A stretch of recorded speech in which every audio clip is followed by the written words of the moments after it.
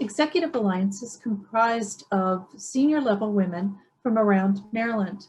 They may be corporate or nonprofit executives, entrepreneurs or solopreneurs. However, what binds them together is the advancing one another and in the C-suite and on the boards, as well as helping to move all women up the ladder to greater success. So today we are here to honor the companies who are taking advantage of diversity on their boards and in the C-suite to increase their success, profitability, and return to shareholders. In a moment, I will turn the podium over to Violet Apple, who is leading our panel discussion. Then we will hear our census report outlined by Ellen Fish, and then we will have our honor roll event companies that are being honored to receive their awards. What post-COVID effects are you seeing? So our industry during COVID was an essential, had essential workers. So I think the burnout is very real. Many of our employees what we're seeing in the banking industry is that it had a lot of burnout from many of those entry-level positions that we have. From a senior executive level position, many of the women also were feeling, while they weren't having to come into work every day, I think having to be on at all times, still trying to figure out what to do with your children, if those women that had children, trying to make sure that they were doing their work every day, as well as trying to figure out how they were going to be doing homeschooling with their kids. I think what COVID has allowed us to see is the value of family and loved ones, and that time is so limited. And that, it's really important to take care of your loved ones. And if you're always burned out, you can't do that. So I think just the stress level in terms of the financial industry of being essential workers, having to work with the PPP has caused a lot of struggles with trying to ensure that people are still feeling as though they could do the job. Because of the makeup of our company, so we are 54% female at the senior leadership, so those would be our VPs, SVPs, we're 44% female, and then at our executive leadership, we're 37% female, but more importantly, our company was founded by a Black woman, Kathy Hughes, who was a single mother to our now president and CEO, Alfred Liggins. So the importance of women has always been core to our company and has always been part of our core values, are things that impact women, impact the company. We women, I think, played a much stronger role in guiding the company through the pandemic. I think one of the good things, which is a negative thing, but I think it's going to end up being a good thing that happened, is that men, because we were all bunkered down together, they got to see it and they got to experience it. And they were front and center in the dividing of who's going to homeschool the children today and who's going to be on their business calls, or I've got a Zoom call, what are you doing? So listening to what some of our women in our company have said, they've said that has been one of the silver linings, that their partner, spouse or whomever got to see the other side of exactly how much is involved in that side, which traditionally women have been, front and center. The pandemic has been horrible. Black Lives Matter has been horrible, but for our company, we have been able to see some silver linings coming out of it because we're more forward thinking. It's been a really complicated time because a lot of the inequalities that predated the pandemic were only exacerbated by it. Things like wage gap and salary inequality, lack of supports for people with caregiving responsibilities, all of those were only heightened. And it's not, I appreciate that Karen mentioned that it might just be the sort of stereotypical division of labor, but the reality is that women are not only more likely to be primary breadwinners, they're also more likely to be primary caregivers at the same time. So it is the fact that our society for centuries really has relied on the unpaid or really criminally underpaid labor of women, and particularly of Black and Brown women. And so, if anything, the last year has really revealed that the structure we all relied on to keep things running, to keep things in place, was really just the underpaid or unpaid labor of women on a daily basis. And so, looking forward to say, how do we think about what that means both in our personal lives, but then thinking structurally, how do we create workplaces that really value and support and understand that we are not different people when we enter the workplace and when we enter the home. But can you talk a little bit about what the research is showing? Is there specific numbers to give us kind of a perspective of the impacts that you're talking about?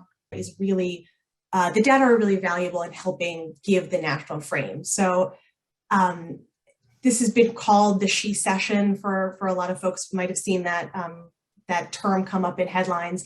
And that's in part because the highest concentration of job loss were in industries where women were overrepresented. That's retail, hospitality, childcare.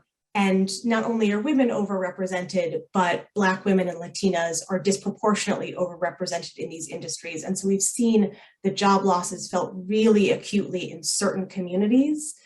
So there were over not quite 2.5, but over 2 million women who completely dropped out of the workforce between February of 2020 and February of 2021, which means that they are not currently looking for work. That includes, I think, a lot of folks who dropped out because managing childcare and managing a job were just not possible during the past year.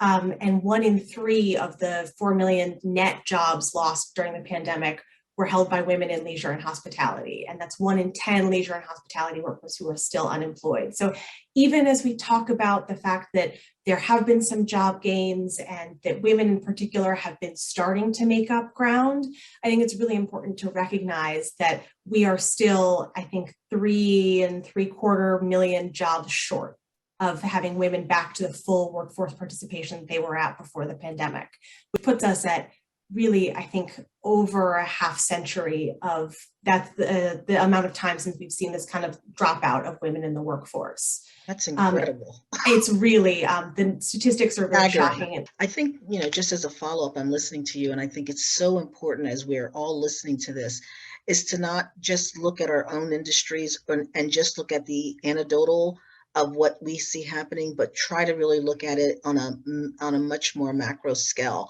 and get those statistics behind us in our psyche, because that's what's going to help us really to affect change. I think it's simple to think, well, the people around me, I didn't see that kind of effect. But when you are talking about the kinds of numbers that you just threw out, and when you're talking about a century of impact, I think it's absolutely critical that all women are equipped with this kind of information. I want to follow up with Deetra, because Deetra, you work with women owned businesses and minority owned businesses. And I'm just curious to hear from you if you've seen anecdotally some of the things that Laura just talked about from a business owner perspective. And if not, just talk a little bit more about what you think can be done to support women in the workplace. Sure, I can cover both of those things. I think from the business owner perspective, during this time, I think when a lot of policies were happening around COVID and with unemployment, many of them had to lay off their employees during that time, or people chose not to work due to some of the employee benefits that were taking place. Were actually paying them more than what they would, paying their employees more than what they could pay them. So I think that was a bit of a struggle, specifically for some of the smaller minority women-owned businesses, and still today, some of the folks that I've been talking to, just having a hard time. At that time, they were having a hard time finding people to bring on staff. So I was just saying that's what I was seeing in terms of business owners. But I'm sure, Karen, with being at in your company, I'm sure you probably have some really good insight to share on that as well. Yeah, because one of the great things about Urban One is we're a company, we operate as a company, but again, based on Kathy Hughes, our mission is to be of service to the communities in which we operate. So along those lines, Deidre, are there specific tactics or strategies that your company or you are aware of to help Black and Brown businesses get restarted, or to help women in the workplace? I'm just curious around the specifics. So I want to bring it down to, Yeah. listening, what can they take away from this to take back to their companies of things that can be done to really kind of lift this work up even more? So I'm just curious if any of you, I'm going to Deidre, but I'm going to come to everyone to discuss that a little bit. Yeah, sure. So for the women's side of things, in terms of just working in the professional work environment, I know we didn't really touch on that just yet, but I think, really taking a look at resetting the norms around flexibility in the workplace, especially now that we know that things can be done remotely. You don't necessarily have to be in person. Do you really have to work a regular 9 to 5? For those that, in terms of childcare, would you be able to still be able to do part of the work at home and not have to go back into the office? I think that's really, really important. And, when Karen made the mention of not only was this benefiting women, but, men being able to see that there is a lot that goes on in terms of running a household. Whether you have children or not, there's just a lot going on. So I think really being intentional about resetting those norms around flexibility, making the work more sustainable. So prior to COVID, we may not be able to hold on to the work that we used to, right? It may look differently than what it looks like now, and where we already kind of burned out, and this only is exacerbated things. So really intentionally being sure to make sure we work on that sustainability piece, and really, adjusting policies and programs to better support employees. So I think Karen, you mentioned earlier about mental and emotional well-being. So knowing that there's so much more to a person's life than just what their work life, right, and how things impact them. When we think about the small business owners, some things that I've seen, in terms of the SBA, I know they put together re-engage a workforce of small business owners to really talk more about how do we better support minority and women-owned businesses. So that work is underway now in terms of how do we be more intentional with Black and Brown businesses. I know the Community Navigators program just kicked off, with the SBA in partnership with Next, to really ensure that, going back to access, that people are getting access to information, education, information about different policies, different ways to help their business, and then as well as just different resources like your local small business development resource center, small business development centers, some of the hubs that are located in specific geographies that are really designed to help small business owners along their way, so that they're not going the journey alone. Because so much more now than ever, really having that network is going to be crucial in terms of how people are going to be able to pivot in this current environment. Thank you. Laura, I want to come back to you, and I know that you've been working on some policy work and wanted you to offer some thoughts on creating a workplace that better supports and accommodates women. And so can you talk a little bit about that? Absolutely. There has been so much talk, and I think this has come up both in this panel and in informal conversations, is what do we want the workplace that we return to look like? What do we want to do going forward? And with the ongoing conversations around, the so-called labor shortage, I think there's been a lot of folks who've been asking, well, if we're asking people to go back to a job that doesn't pay them enough to feed their family, that doesn't pay them enough to put a roof over their head, that is depriving them of workplace benefits and supports, that has a commute over infrastructure that isn't sustainable, what are we asking people to do, and what is the world that we want to build? What does that look like? And so thinking that, before the pandemic, only 20% of workers in the US had access to paid family leave, and only 40% had access to any kind of sustainable paid medical leave. The idea that that was the system we lived in before, and that post a global pandemic, that wouldn't be something that we think is really vital. Paid family and medical leave, paid sick leave, things that are so elemental now, were things that I think a lot of people maybe didn't spend quite as much time thinking about. And of course, access to those kinds of benefits are so disparate when you look at the highest wage earners and the lowest wage earners. And so the numbers are even lower for the folks, and largely women, who are working in a lot of the low paid jobs. So it's raising wages. It's equal pay. The gender wage gap that predated the pandemic meant that women were harder hit because they had less of a financial cushion than men, and particularly white men, to be able to support themselves and their families. And then I will just quickly add that there are a lot of folks in the disability justice community who've been saying for decades, the modern workplace is not designed to work for all people, and it doesn't do so Right. equitably. So making sure that as we think about going forward, we are not returning to some things just because they're the way they were.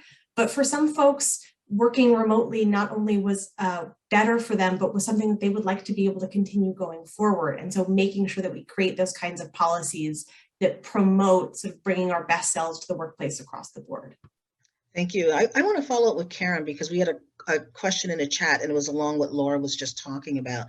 And it was, can, the speakers talk about the trend of employers going to a hybrid or work from home model, and whether that is actually going to be helpful for women, or whether we will be shouldering more home family expectations, working from home. I'd just love to get your thoughts on that, Karen. So I'll start at the very sort of localized with Urban One, and then Right. sort of broaden where I think things are going to go. Right. There's so much here, I'm thinking about I was kind of a naysayer pre-COVID about working from home. Like, it's never going to work. People wanted a work from home policy, and we're working on it. And it's fascinating because in 3 days, we were able to shift and do a whole work from home model, and it worked, So I think that's what, if there's a benefit, that comes out of COVID, it shows a lot of companies that they can maneuver very, very quickly, and they can make it work. So if we can make it work in all these other ways, like shifting literally our whole works in some ways from home, we should be able to make those shifts to ensure that women, people of color, our disabled community have a voice in the company. Those voices kept companies and people kept companies alive during COVID. It worked for us really well over the last year, a practice that we call journey mapping. And this was both with our clients as well, clients, community, and our employees. So before the pandemic, we had actually started out with our vision for what we wanted our company to look like in 5 years as it pertains to diversity, inclusion, and belonging. So the first thing that we did was start on women's journey mapping to really understand how they were experienced in the workplace, and making sure there was flexibility, that there wasn't, how do we challenge biases that are there? And what came out of that is, we do have a relatively diverse workforce in terms of females versus males. Over 50% of our employees, as well as Karen's organization, are female. But what we noticed is that the senior management level is not it's not parity there. So we're at about 36%, and our goal is to reach parity, right? And be, if our base is 53%, we want to be at the senior level management position should be at 53%. So it's really challenged us there, and we were able to learn a lot from our employees, so really listening to how people are experiencing things. And I'm a true believer, if you solve a problem for one, you solve a problem for all. Yeah. So while we may have been focusing specifically on women's issues, our Black employee base and our Latinx community, it really helped us to open our eyes up to how we can influence our entire employee base. Fantastic. Thank you so much. Karen? My message to companies is that face reality for those who are still lagging behind, that having a diverse and gender diverse employee base and leadership base, it's not just important, it's critical for the long-term well-being of your company. But for women out there who are navigating this new world, I think the two things that I say to them is, or the two words that I use are perseverance and voice. And with perseverance, it really is knowing what's important to you and focus on attaining that. So persevere. You know, Kathy Hughes was turned down by 31 banks in trying to raise money to buy her very first radio station of what now is Urban One. And the 32nd bank said yes. And when she was asked, why did you keep going? And she said, well, the law of averages is if I had, 31 saying no, somebody was going to say yes at some point. So it's perseverance. And then voice. Now is the time where I think women, your voice is really important and it will be heard. So don't be afraid to use your voice within your companies, outside of your companies. Nobody is going to say in a company, we think this is best for women. Well, actually they do. And it's not necessarily what is always best. But if you want things, you need to voice it, and you need to find like voices in your company, whether they are male, female, black, white, and unify with those voices. So the two things I would leave behind are perseverance and voice. Outstanding. Laura? This is really a time where folks are willing to think big. And I think from my perspective, that is really exciting, that this is not only a time to think really structurally about what we want to change, but this is a time, to the point of worker voice, this is a time where people are willing to engage not only on the local and the state level, but to go forward and say, what can government, what can policymakers do to make this better, and working with the public sector, with the private sector, down to individual workers, and saying, this impacted all of us. This past year changed how we did things across the board.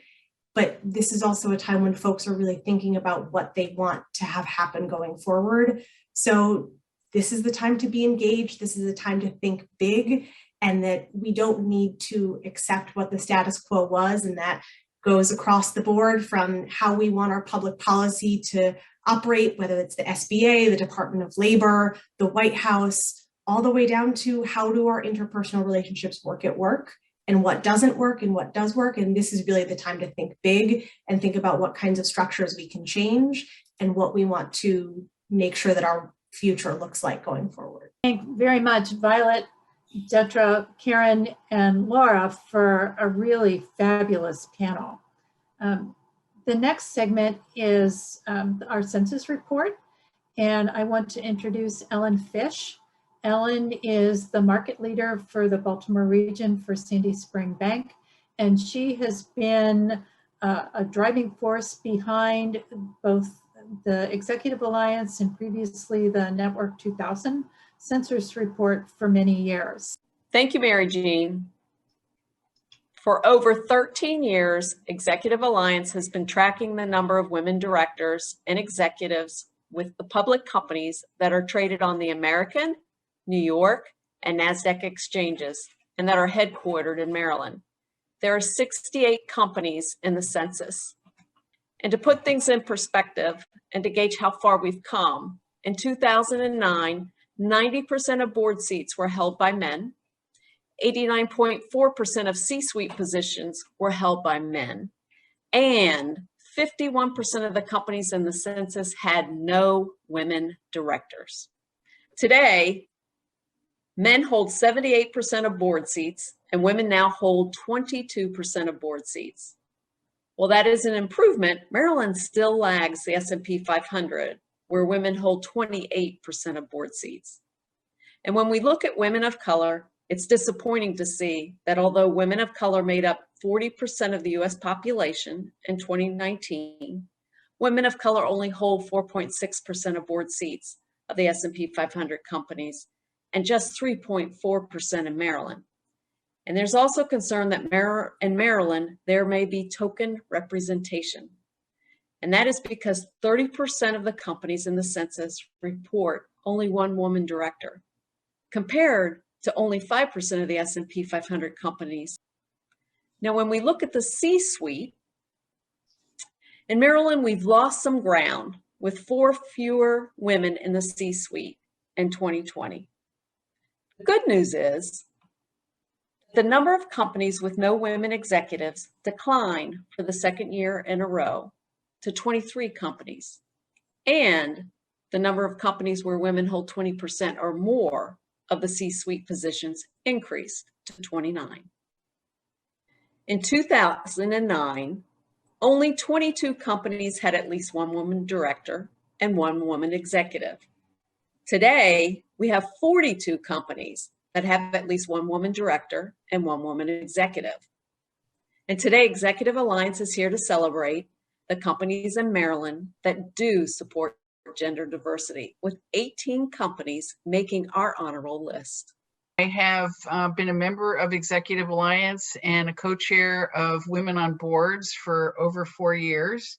And this is the first year of our 10 years of doing the census report that we have the opportunity to share with you directly the publicly traded companies headquartered in Maryland who have at least 20% of women on their boards and at least 20% of women in executive leadership roles.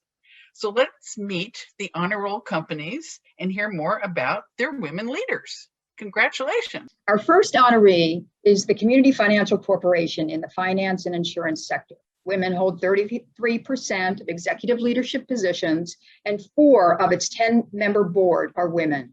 The company is led by William J. Passanelli.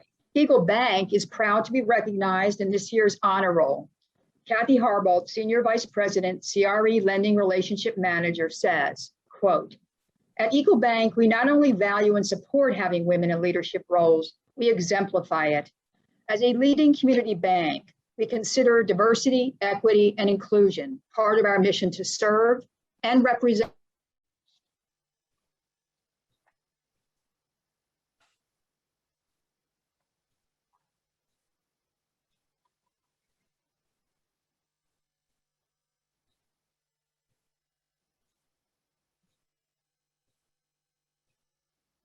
Donald C. Wood, Chief Executive Officer of Federal Realty Investment Trust, says, quote, "We have had women in senior leadership roles at Federal going back more than 30 years and truly appreciate that diverse perspectives drive better business outcomes.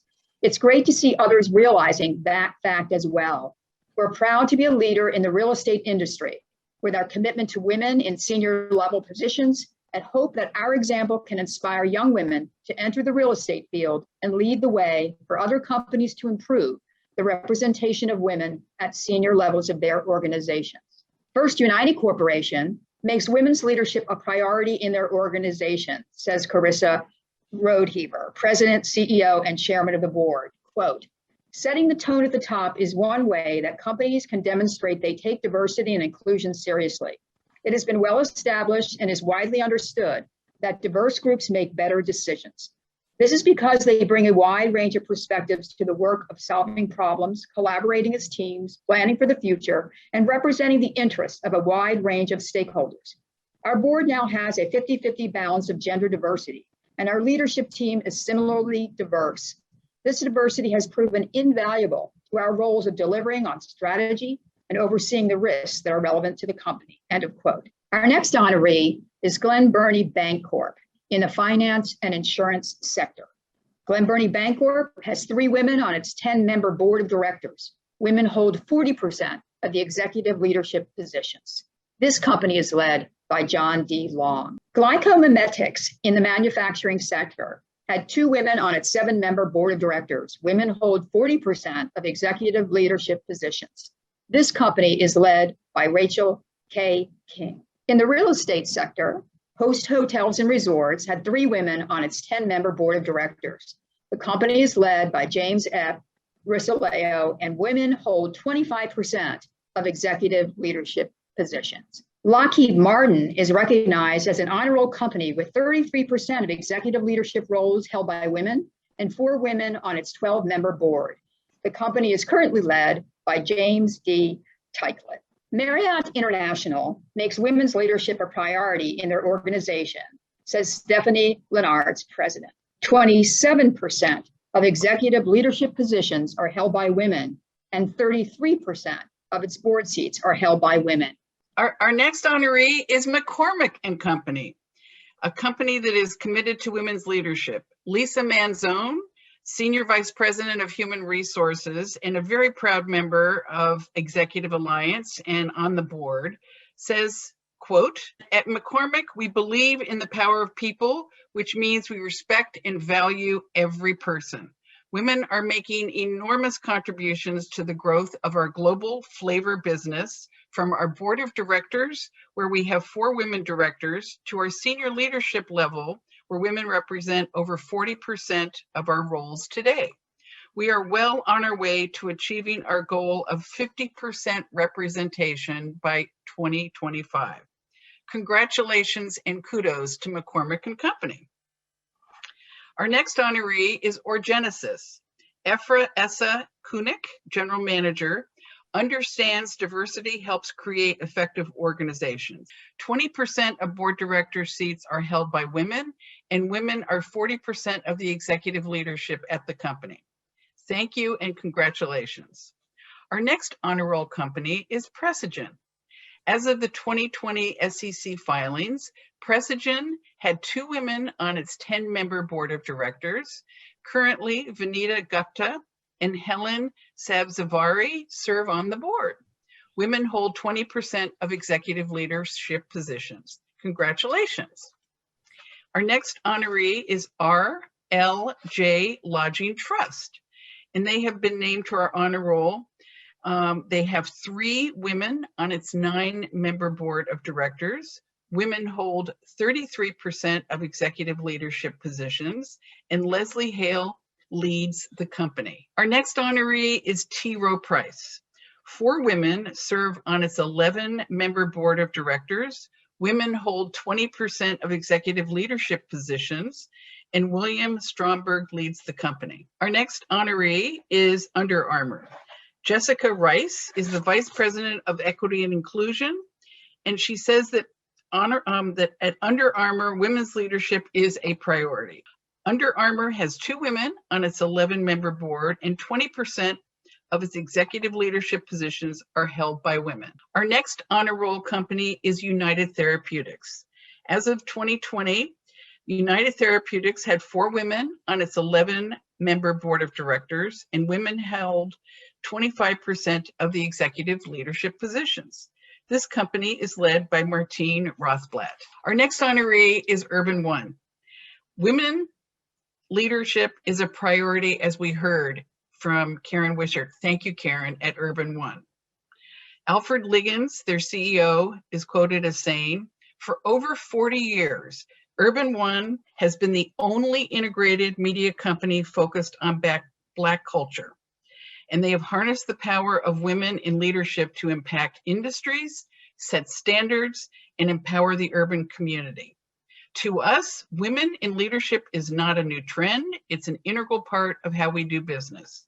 Women hold, in general, across the company, 33% of leadership positions in the company." And our final honor roll organization is W.R. Grace & Company. As of 2020 filings, Grace had 3 women on its board of directors, and women held 20% of the executive leadership positions. The company is led by Hudson LaForce. Congratulations to each of our honor roll companies. Thank you for leading the way to promote women and executive leadership. And now I will try to hold up in some way that you can see it, your award that each of you will be receiving. And it reads, Honor Roll 2020, Gender Diversity in Maryland, with your organization's name for outstanding dedication to women leaders. So be on the lookout for that. It's on its way to you. And once again, congratulations, kudos, and above all, thank you. Thank you. Thank you. Congratulations again to our honor roll companies. We invite you to join with Executive Alliance to elevate the role of women at all levels of your organization. You can do this by becoming a member. We welcome those senior level women and men, a corporate member, a partner, or a donor, as we're a 501c3. I want to say thank you again to our sponsors, McCormick, Caring Transitions, Stanton Chase, Sandy Spring Bank, and Keswick. Please look for our honor roll publication in our media partners. It is currently posted on the AFRA website, as I said earlier.